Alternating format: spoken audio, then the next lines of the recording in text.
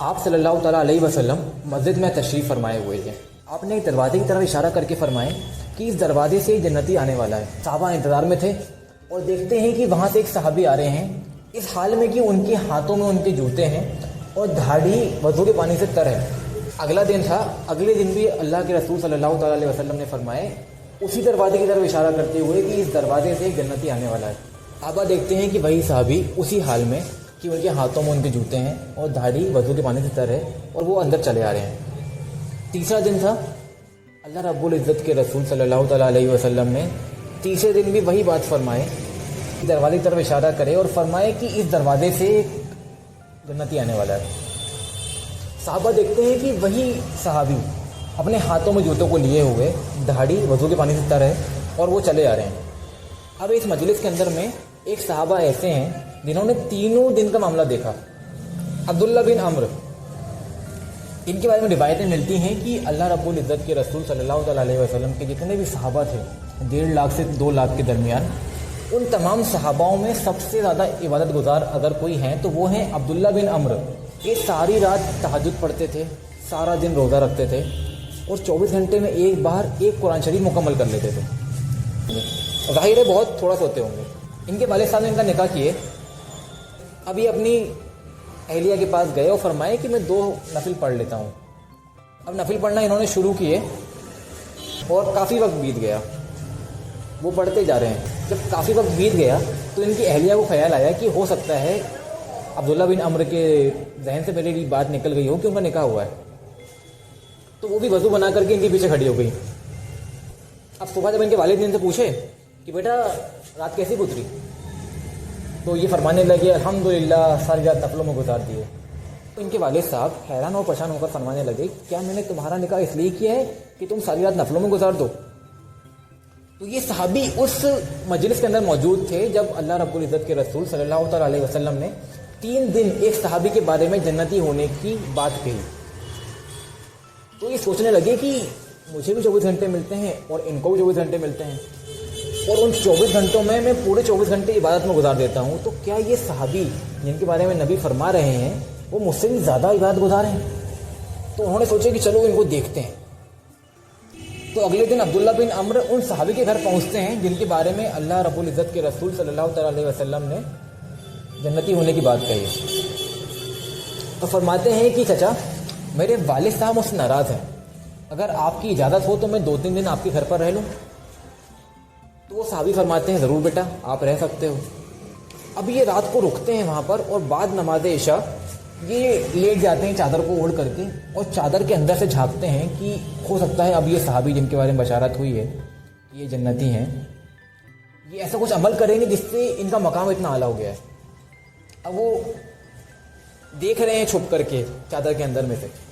اب وہ صحابی جن کے بارے میں بشارت ہوئی ہے وہ آتے ہیں اور آ کر بیٹھتے ہیں, سونے کی دعا پڑھتے ہیں اور لیٹ کر سو جاتے ہیں. تھوڑا وقت بیتتا ہے ان کی نیند لگ جاتی ہے. اب یہ دیکھ رہے ہیں صحابی عبداللہ بن عمرو چادر کے اندر دیکھ رہے ہیں کہ اب شاید اٹھیں گے یہ اور کوئی ایسا عمل کریں گے جس سے ان کا اتنا اعلیٰ مقام ہو چکا ہے. ممکن ہے کہ یہ ساری رات تہجد میں گزار دیں, ممکن ہے ساری رات سجدے میں گزار دیں. اب یہ دیکھ رہے ہیں, وقت بیتا اور فجر کی اذان ہو گئی. اب جب اذان ہوئی تو وہ صحابی اٹھے. عبداللہ بن عمرو بڑے حیران ہو گئے کہ میں تو سوچا تھا کہ ساری رات یہ تہجد میں گزار دیں گے یا کچھ ایسا عمل کریں گے, پر یہ تو ساری رات سو کر گزار دی انہوں نے. انہیں سمجھ نہیں آئی بات کہ کیا ہو رہا ہے. تو انہوں نے کہا ایک دن اور میں رکتا ہوں. دوسرے دن کا بھی وہی معاملہ رہا. یہ عشاء کی نماز کے بعد آ کر کے لیٹے چادر اوڑھ کر کے اور دیکھ رہے ہیں اندر سے کہ اب وہ صحابی آخر کیا عمل کرنے والے ہیں ایسا, کیونکہ معاملہ ایسا تھا ان کے ذہن میں کہ ایسا کچھ عمل تو کر رہے ہیں جس سے ان کا مقام اتنا اعلیٰ ہے. تو اب یہ دیکھ رہے ہیں. وہ صحابی اسی طرح آتے ہیں, آ کر کے دعا پڑھتے ہیں اور سو جاتے ہیں. تھوڑا وقت بیتتا ہے نیند لگ جاتی ہے. اب یہ عبداللہ بن عمرو دیکھ رہے ہیں بہت غور سے, تھکان بھی ہے پہلے دن کی, اور یہ دیکھے جا رہے ہیں کہ اب یہ اٹھیں گے صحابی اور اب یہ شاید تہجد کی نماز پڑھیں گے اور اب شاید یہ کچھ ایسا عمل کریں گے جیسے ان کا مقام اعلیٰ ہے. دوسری رات بھی ایسی ہی گزر جاتی ہے. وہ صحابی کی نیند کھلتی ہے فجر میں جب اذان ہو جاتی ہے. اذان سن کر کے وہ اٹھتے ہیں اور پھر فجر کی نماز. اب یہ بڑے حیران ہو جاتے ہیں کیونکہ ان کو بات سمجھ میں نہیں آ رہی تھی کہ اللہ رب العزت کے رسول صلی اللہ تعالیٰ علیہ وسلم نے بات فرما دی ہے، اس بات پہ شک کی بھی گنجائش نہیں ہے. ہمارے نبی نے کہہ دی ہے، مطلب بات پکی ہو گئی، اور یہاں عمل مجھے کچھ نظر نہیں آ رہا، تو بات جم نہیں رہی کچھ. کیونکہ ان کے دماغ میں یہ بات تھی کہ اگر بشارت ہوئی ہے اس بات کی تو ضرور کچھ عمل ہوگا.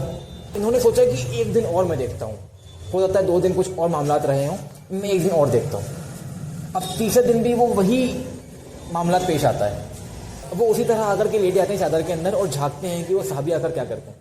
وہ صحابی کا بھی معاملہ وہی ہوتا ہے، وہ آتے ہیں دعا پڑھتے ہیں اور سو جاتے ہیں تھوڑی دیر میں، اور فجر میں اٹھتے ہیں. اب یہ جیسے ہی اٹھتے ہیں نا تو عبداللہ بن عمرو سے رہا نہیں جاتا.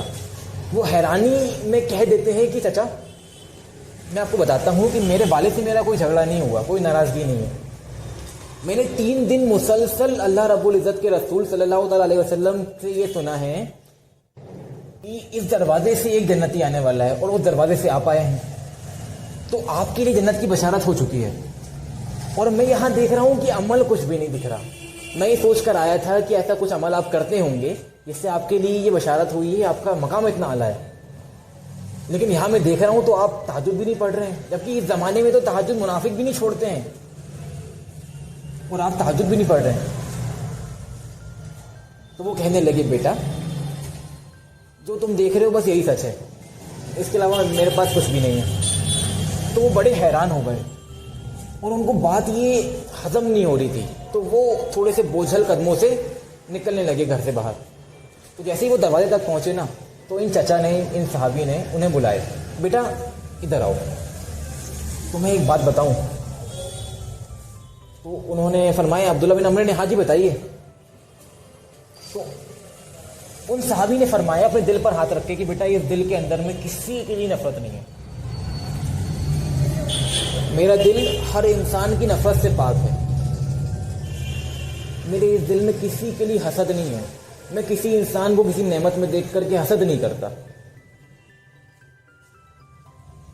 اور انہوں نے اگلی بات فرمائے کہ بیٹا یہ زبان جو ہے، میں نے اس زبان سے کبھی کسی کو تکلیف نہیں پہنچائی، میری زبان کے الفاظ کی وجہ سے کبھی کسی کا دل نہیں دکھا. تو عبداللہ بن عمرو بہت حیران ہو کر فرمانے لگے یہی ہے یہی ہے، اور آگے فرمائے کہ جو ہمارے بس میں نہیں ہے.